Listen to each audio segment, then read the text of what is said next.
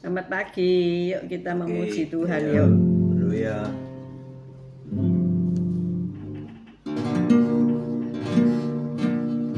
Ini hatiku menyembahmu, tulus dan kagum padamu Yesus. Ini hatiku tak sempurna, perlu campur tanganmu dalam hidupku. Hatiku mengasihimu,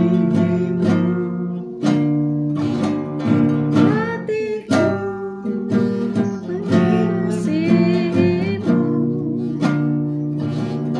hatiku ingin menyembahmu, ingin mengertimu. Tuhan, kau lihat isi hatiku.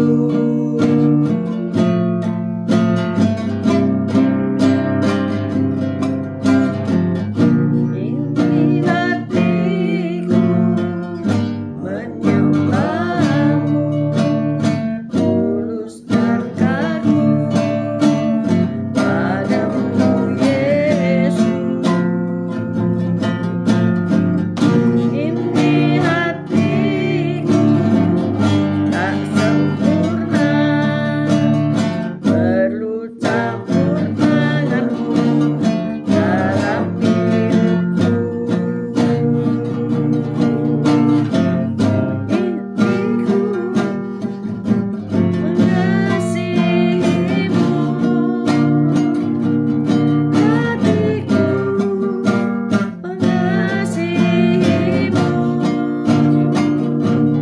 Hatiku ingin menyembahmu, ingin mengertimu. Tuhan, kau lihat isi hatiku. Hatiku mengasihimu, hatiku mengasihimu,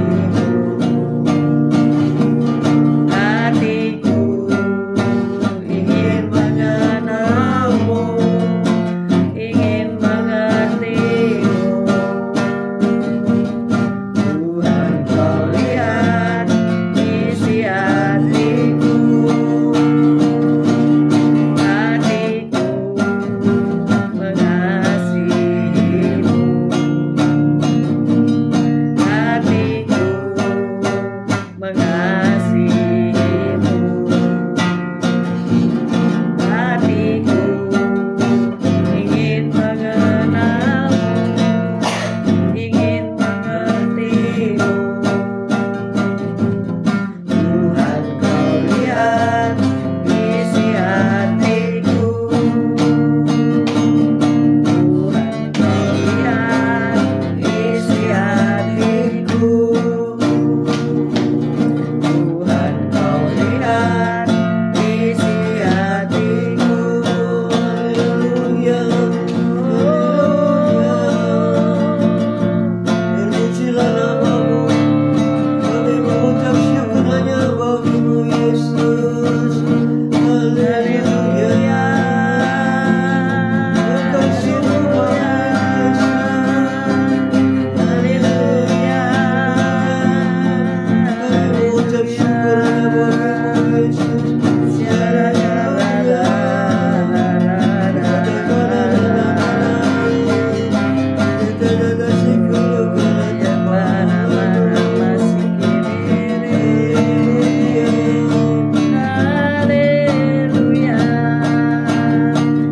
Haleluya.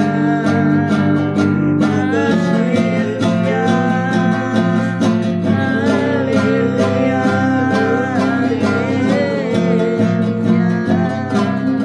Haleluya. Ya Bapa, ya Bapa, selamat pagi. Bersyukur kau baik, kau sungguh Allah, kau yang sungguh sangat baik. Hari ini Kau tetap menyertai kami dalam siaran Gembala Siro dan Renungan pagi hari ini ya Tuhan. Sebentar lagi kami baca firman-Mu, merenungkan firman-Mu. Kau buka hati pikiran kami agar kami dapat menerima firman-Mu. Kau berikan pengertian bagi kami agar kami mengerti akan firman-Mu. Dan Kau berikan iman yang kuat bagi kami agar kami dapat melakukan firman-Mu dalam kehidupan kami ya Tuhan Yesus. Haleluya.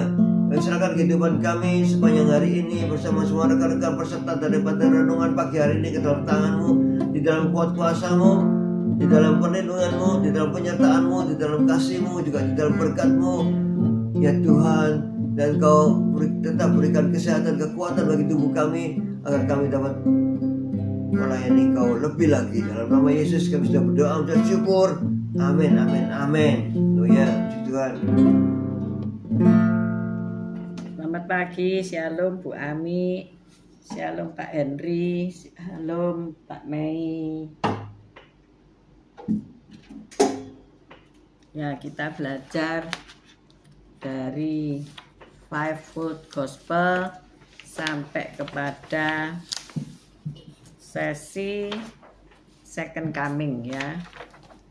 Gospel of Second Advent. Jadi gospel tentang kedatangan Yesus yang kedua kalinya. Kemarin kita belajar tentang tujuan kita mengetahui kedatangan Yesus kedua kalinya. Memang waktunya kita tidak tahu. Tetapi kita belajar tanda-tanda zaman ya. Dan cara kedatangan Yesus yang kedua kali. Sekarang kita belajar cara kedatangan Yesus yang kedua kali. Selamat pagi Dini, selamat pagi keluarga Pak Elias ya. Cara kedatangan Yesus yang kedua kalinya.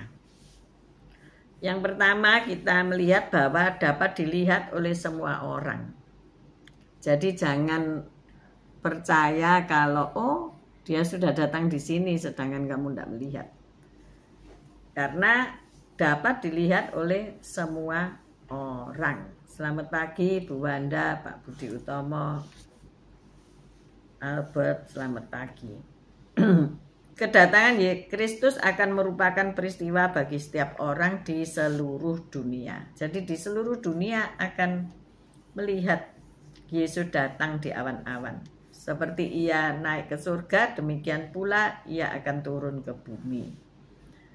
Kedatangan Kristus ini merupakan peristiwa bagi setiap orang di seluruh dunia, baik yang percaya maupun tidak ya. Matius 24 ayat 30 kita baca. Matius 24 ayat 30.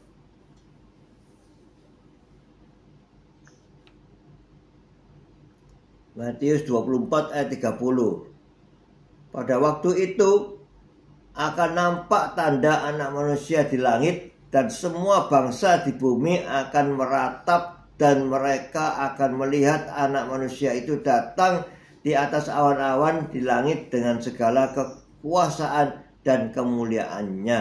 Amin. Luar biasa ya. Jadi dapat dilihat oleh semua orang. Kalau mau dibaca lagi di Kisah Para Rasul 1 ayat 11. Kisah Rasul 1 ayat 11. Kisah Para Rasul 1 ayat 11. Dan berkata kepada mereka, hai orang-orang Galilea, mengapakah kamu berdiri melihat ke langit? Yesus ini yang terangkat ke surga meninggalkan kamu akan datang kembali dengan cara yang sama seperti kamu melihat dia naik ke surga. Nah, luar biasa bukan? Caranya sama ya. Waktu ia terangkat dan ia turun. Dalam Wahyu 1 ayat 7 dikatakan bahwa setiap mata atau semua bangsa di bumi akan melihat dia. Jadi jangan percaya kalau ada berita-berita hoax. Oh, sudah ada rapture. Beberapa waktu yang lalu ada video yang memperlihatkan ada orang kemudian dia tidak ada gitu ya. Ya itu ada aplikasi yang seperti itu ya. Jadi semua bangsa di bumi akan melihat dia. Kedatangannya yang pertama adalah privat di kandang Bethlehem. Kedatangan pertama itu private. Hanya gembala-gembala domba yang mengetahui pertama kalinya di kandang Bethlehem Efrata ya. Jadi sekali lagi kedatangannya dapat dilihat oleh semua orang. Selamat pagi Bu Melani. Good morning. Yang kedua, dalam kemuliaan dan kekuasaannya yang besar. Jadi ia datang bukan seperti pencuri ya, menyelinap, tetapi Yesus datang dengan segala kemuliaan dan kekuasaannya yang besar. Saya tidak bisa bayangkan ya, kalau kami masih hidup kemudian Yesus datang di awan-awan itu bagaimana ya, dengan kekuasaan yang besar ya, dengan bala tentara sorgawi itu, waduh, luar biasa tentunya ya. Perhatikanlah apa yang dikatakan Yesus dalam Matius 16 ayat 27. Matius 16 ayat 27. Selamat pagi Pak Bambang, Bu Vera. Matius 16 ayat 27. Sebab anak manusia akan datang dalam kemuliaan Bapaknya diiringi malaikat-malaikatnya. Pada waktu itu ia akan membalas setiap orang menurut perbuatannya. Jadi ia akan datang dalam kemuliaan Bapaknya, diiringi malaikat-malaikatnya. Luar biasa ya. Para malaikat turun dan kita semua dapat melihatnya. Rasul Paulus menuliskan hal ini dalam Filipi 3 ayat 20 dan 21. Kita belajar gini ya. Jadi banyak ayat-ayat yang meneguhkan ya. Filipi 3 ayat 20 sampai 21 kita baca. Filipi 3 ayat 20. Karena kewargaan kita adalah di dalam surga, dan dari situ juga kita menantikan Tuhan Yesus Kristus sebagai juru selamat yang akan mengubah tubuh kita yang hina ini sehingga serupa dengan tubuhnya yang mulia menurut kuasanya yang dapat menaklukkan segala sesuatu kepada dirinya. Amin. Puji Tuhan. Jadi dalam kedatangan yang kedua itu, maka Tuhan Kristus mengubah tubuh kita yang hina ini sehingga serupa dengan tubuhnya yang mulia. Tentu kita dengan berat badan 100 lebih, kalau membayangkan terangkat ke surga itu ya apa ya, kan abot. Tetapi tubuh kita segera diubah dalam tubuh kemuliaan ya. Sedangkan orang yang meninggal kan bangkit lebih dulu dan memakai tubuh kemuliaan. Apa sih tubuh kemuliaan itu? Ya tubuh yang tentunya ringan, yang bisa naik ke awan-awan, dan banyak hal yang bisa dilakukan dengan tubuh kemuliaan. Nanti kita belajar ya. Pertanyaannya disimpan dulu. Bagaimana sih tubuh kemuliaan itu? Nah, kedatangan Yesus yang pertama kali di dalam kerendahan ya, di dalam humble. Dia dilahirkan di tengah situasi yang serba kurang, miskin, dicobai, ditolak oleh umatnya, disiksa mati, dan diletakkan di kubur pinjaman ya. Kubur aja nggak punya ya. Namun berbeda dengan kedatangannya yang kedua nanti ya. Kedatangannya adalah dengan segala kemegahan dan seluruh bala tentara sorga mengiring kedatangannya untuk kedua kali. Dan ia menjemput kita di awan-awan. Ada pertemuan di udara, pertemuan yang manis ya. Kita merindukan hal itu tentunya. Amin. Amin. Dan kedatangannya bagaimana? Apa kita bisa tahu waktunya kapan? Ternyata bagaikan pencuri di waktu malam ya. Kita nggak tahu lah rumah kita mau dimasuki pencuri ya. Tentu kita tidur nyenyak dan dia menyelinap masuk. Nah, seperti itulah waktunya kita nggak tahu ya. Nggak ada pencuri yang bilang aku sedang OTW ke rumahmu, nggak ada ya. Tetapi tiba-tiba mak bedunduk masuk di kamarmu, begitu ya, menjarah barang-barangmu ya. Kedatangan yang kedua tidak terduga. 2 Petrus 3 ayat 10. Kita baca ya. 2 Petrus 3 ayat 10.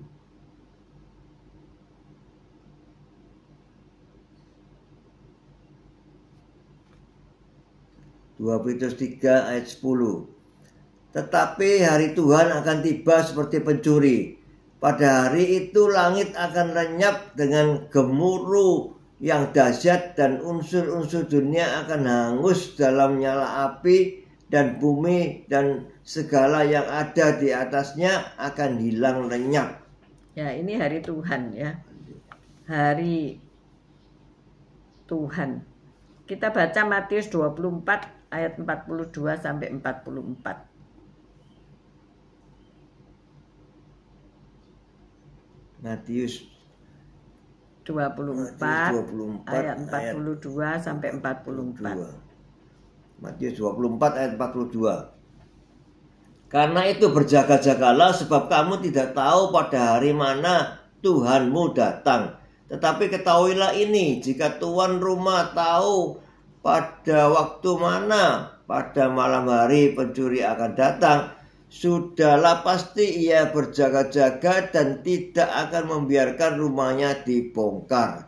Sebab itu hendaklah kamu juga siap sedia, karena Anak Manusia datang pada saat yang tidak kamu duga. Amin. Amin. Nah, ini ya, tidak ada pemberitahuan kapan Yesus hadir atau kapan Yesus datang untuk kedua kalinya ya. Selamat pagi Bu Tiar. Nah, kedatangannya ini tetapi didahului dengan tanda ya. Karena itulah banyak orang menafsirkan tanda-tanda ini dan berita-berita hoax, ada tanda dan sebagainya.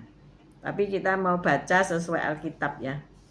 Walaupun saat kedatangan yang kedua kita tidak tahu, namun ada tanda-tanda yang pasti. Nah, tanda-tanda ini pasti akan muncul ya. Itu tanda-tanda pemberitahuan bahwa Yesus segera akan hadir di muka bumi lagi ya. Di dalam Matius 24 dan Markus 13 itu tanda-tanda itu tertera. Mari kita baca Matius 24 ayat 6. Ini banyak ayat ya. Matius 24 ayat 6, 7 dan 9. Kamu akan mendengar deru perang atau kabar-kabar tentang perang, namun berawas-awaslah, jangan kamu gelisah, sebab semuanya itu harus terjadi, tetapi itu belum kesudahannya. Sebab bangsa akan bangkit melawan bangsa dan kerajaan melawan kerajaan, akan ada kelaparan dan gempa bumi di berbagai tempat. Pada waktu itu kamu akan diserahkan supaya disiksa, dan kamu akan dibunuh dan akan dibenci semua bangsa oleh karena namaku. Amin. Amin. Nah, ini tanda-tandanya perang. Apakah perang di Timur Tengah akan berakhir? Kalau melihat ayat-ayat ini kayaknya enggak ya. Mereka akan terus melakukan ancaman, melakukan perang, mungkin sebentar gencatan senjata, kemudian perang lagi dan sebagainya, dan bangsa akan bangkit melawan bangsa. Semua bangsa saling mengancam ya. Saat hari ini Rusia dan Ukraina. Siapa aja Pak Gem ini yang setiap hari lihat CNN ya. Bangsa apa lagi Pak Gem yang sudah ancang-ancang tinggal memitek atau mencetak tombol nuklirnya ya. Korea Utara, Korea Selatan. Korea Utara, Korea Selatan. Iran, Israel. Itu China sama siapa lagi? Perang Dunia Ketiga. Ya, semua bangsa akan bangkit nih, bangkit melawan bangsa. Ada perlawanan-perlawanan ya. Kemudian kita lihat juga di dalam Lukas 21 ayat 24. Lukas 21 ayat 24. Ayat 24. Dan mereka akan tewas oleh mata pedang dan dibawa sebagai tawanan ke segala bangsa, dan Yerusalem akan diinjak-injak oleh bangsa-bangsa yang tidak mengenal Allah sampai genaplah zaman bangsa-bangsa itu. Nah, fokus dunia ini akan pada Yerusalem ya.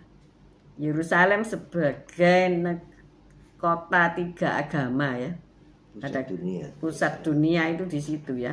Yerusalem. Pusat peribadahan dunia ya. Islam, Kristen, dan apalagi Yudaisme ya.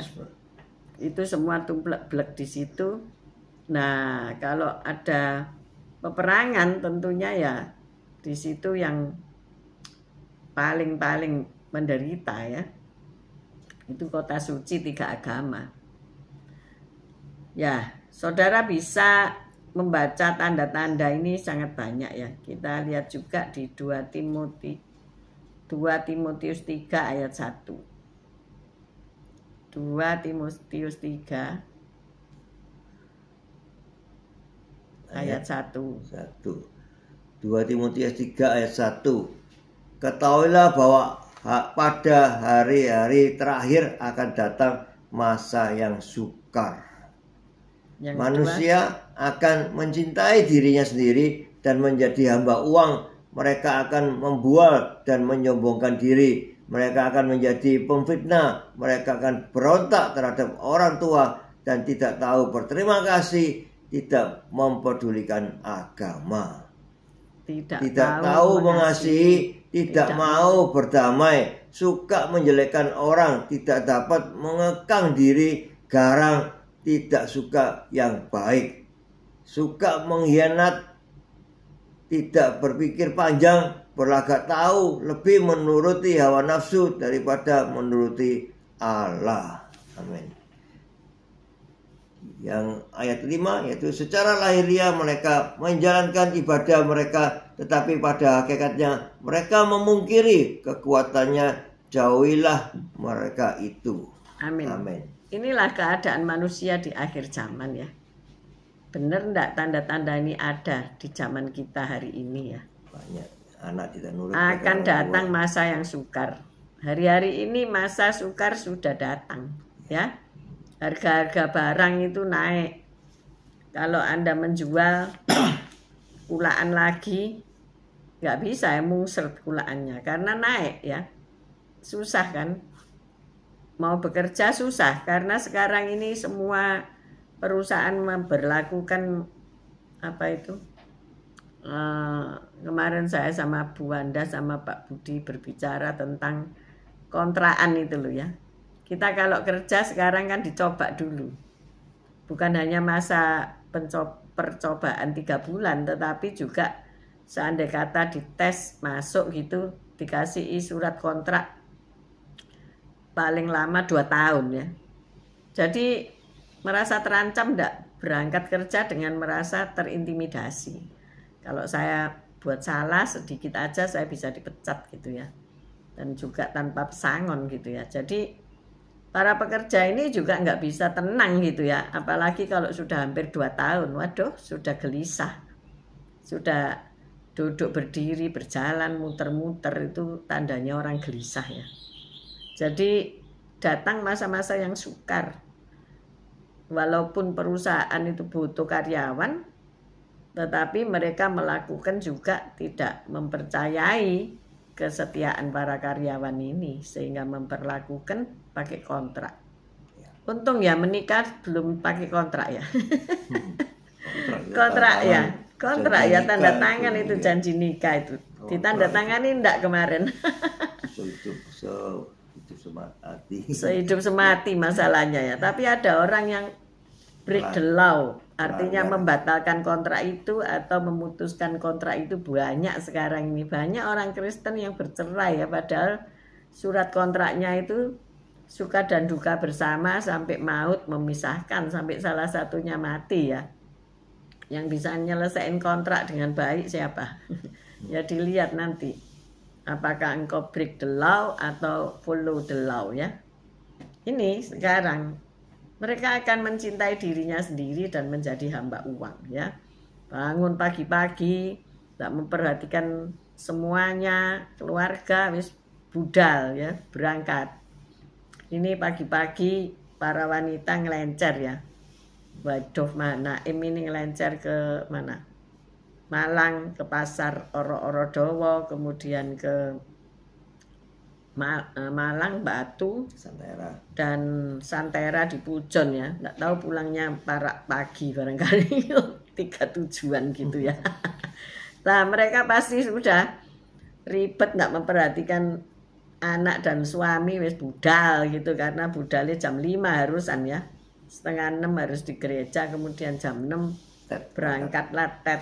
Hampir aja Lastri ketinggalan las karena ada si Kwinara yang kecil gitu ya, anak kecil nggak boleh dibawa.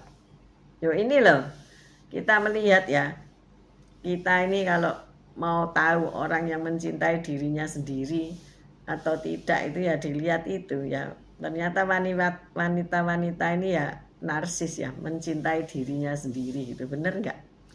Bener ya Pak? Kalau ngelencer nomor 1 ya. Semua diabaikan gitu. Semua diabaikan Pak Gem.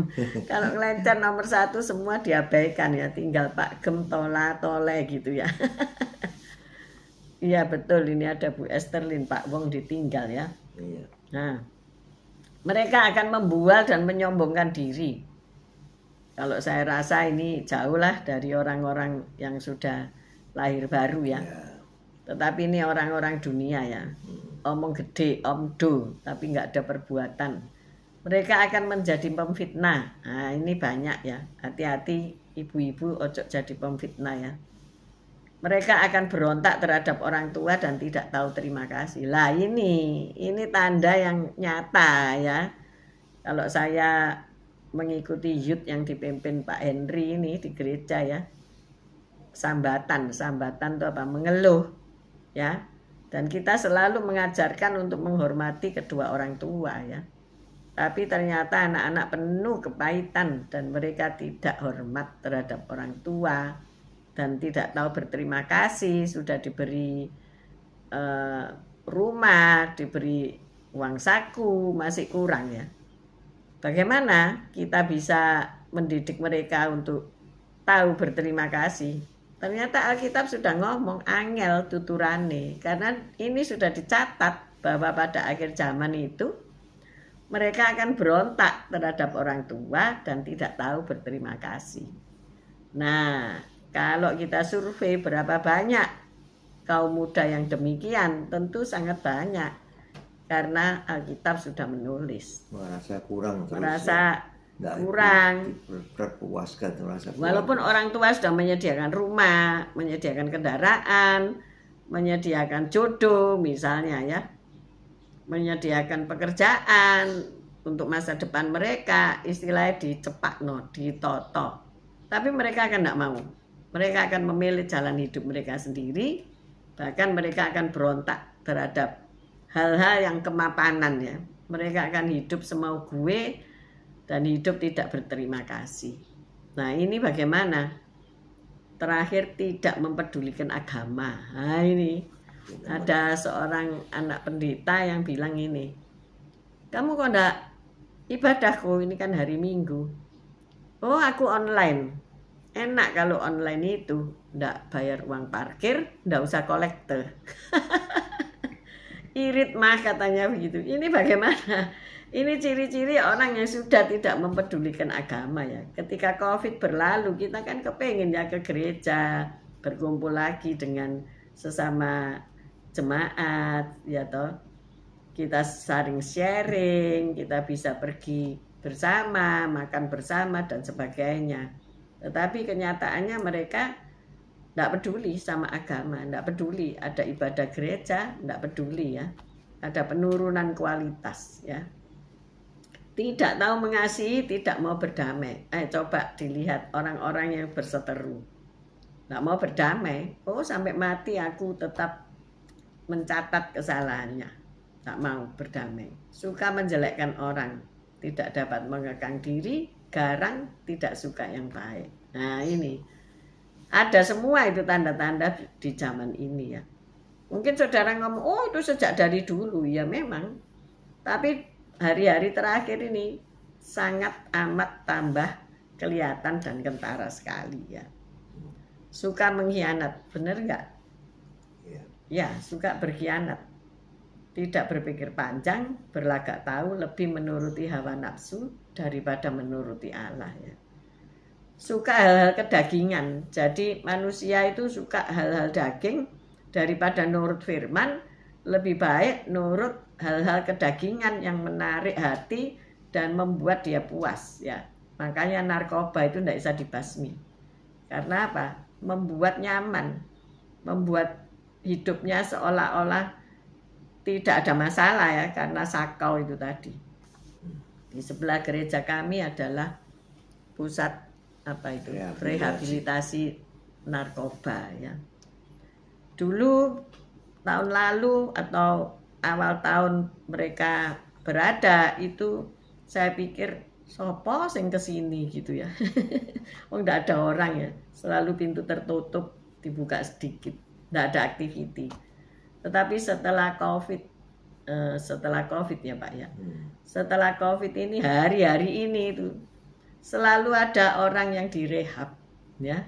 4-5 orang mereka datang direhab ke situ ya, disertai aparat tentunya karena mereka tertangkap gitu ya. Ternyata anak masih muda-muda, orang yang masih punya masa depan yang luar biasa. Saya lihat ini kok ngawur ya, harusnya ke kami kok ke situ. Maksudnya apa? Lah kalau dia beribadah tidak terjerumus ke dunia narkoba, dia takut kepada Tuhan, tentu hidupnya tidak bakalan menderita ya. Dan kemudian ya sudah kadung nyasar ke dunia gelap, jadi mereka akhirnya direhab. Nah, ini sudah ada tanda-tanda dan sudah terjadi ya. Kapan Yesus datang kedua kali? Dia segera datang. Maka dari itu kita harus menjaga hidup kita supaya hidup kita tetap takut kepada Tuhan. Amin. Ini Bu Ami ngomong, tadi dibahas tentang Tuhan datang seperti pencuri. Hal tersebut benar sekali Bu Evi. Saya sudah mengalami Pak Epi berpulang ke rumah Bapak di surga dalam pelukan saya, tanpa kata, tiba-tiba saja, hanya berkata mama gitu saja ya. Oleh karena itu kita semua masih diberi kesempatan. Pakailah waktu yang ada dengan lebih melekat kepada Tuhan Yesus, sehingga dapat terus berawas-awas dengan hati kita. Dalam Amsal 4:23, dan siap nantinya kita pun menghadap atau mendapat bagian di surga. Terima kasih komentarnya Bu Ami. Benar, ada orang yang terangkat bersama-sama hidup-hidup ya. Tetapi ada orang yang mengalami pengangkatan pribadi, yaitu meninggal.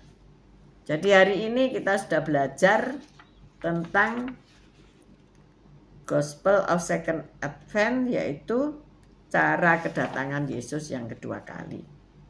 Jadi ayo kita benar-benar sungguh-sungguh beribadah yang serius. Selamat pagi Pak Freddy. Mari kita berdoa. Haleluya. Tuhan Yesus, terima kasih firman-Mu Tuhan, yang mengajarkan untuk kami selalu berjaga-jaga dan bersiap diri kapanpun waktunya Tuhan datang untuk kedua kalinya. Kami sudah siap menyambut kedatangannya, dan selalu kami berjaga-jaga di dalam kehidupan ini untuk kami bisa hidup sesuai dengan firman Tuhan, sesuai dengan aturannya, ketetapannya, sehingga kami layak untuk diangkat bersama Tuhan Yesus. Terima kasih Tuhan Yesus, terima kasih. Kami mau tetap berjaga-jaga, kami tetap bersama Engkau Yesus untuk di dalam kehidupan ini, dan kami menantikan kapanpun Engkau datang untuk kedua kalinya. Terima kasih Tuhan Yesus, haleluya, amin. Bapa, kami berdoa teristimewa untuk hamba-hambamu agar dapat mengajarkan peristiwa Gospel of Advent ini secara jelas kepada jemaat dimanapun mereka datang beribadah, agar pengajaran tidak ditujukan selama kami hidup di dunia ini, tetapi juga setelah kita meninggalkan dunia ini. Sehingga kami sebagai orang percaya tahu kemana kami harus pergi, sehingga kami tidak hidup menyia-nyiakan waktu. Kami tidak hidup dengan sembarangan, tetapi dengan bertanggung jawab, karena penghakiman itu ada. Tuhan, kami berdoa untuk anak-anak muda yang tersesat, narkoba, seks bebas, dan lain sebagainya. Tuhan, tolong mereka diangkat dari keadaan yang negatif itu, diubahkan menjadi keadaan yang positif. Kami juga berdoa untuk hamba-hamba Tuhan yang berjuang menabur Injil kebenaran keselamatan, supaya mereka terjaga di dalam iman percaya mereka, dan mereka mampu untuk menabur Injil ke seluruh bumi. Terima kasih Engkau sudah memberi kami rekan-rekan yang luar biasa, yang mau belajar setiap pagi mencari wajah Tuhan. Terima kasih, berkatilah mereka. Oleh sebab itu kami mengangkat kedua belah tangan kami untuk menerima berkat Tuhan. Tuhan memberkati engkau, Tuhan melindungi engkau, Tuhan menyinari engkau dengan wajahnya dan memberikan engkau kasih karunia. Tuhan menghadapkan ke wajahnya kepadamu dan memberikan engkau damai sejahtera. Terimalah berkat dari Allah, Bapa, Putra, dan Roh Kudus, berkat kasih, sukacita, damai sejahtera, mulai pagi hari ini sampai Maranatha Tuhan Yesus datang untuk kedua kalinya, bahkan sampai selama-lamanya. Mari yang sudah menerima berkat Tuhan katakan bersama, amin, amin, amin. God bless you all. God bless you all. Thank Nanti you. siang dan nanti malam menyertai renungan ini. Terima kasih bagi yang sudah bergabung dan nanti bergabung. God bless you. Tetap semangat. See you tomorrow, guys. Yeah.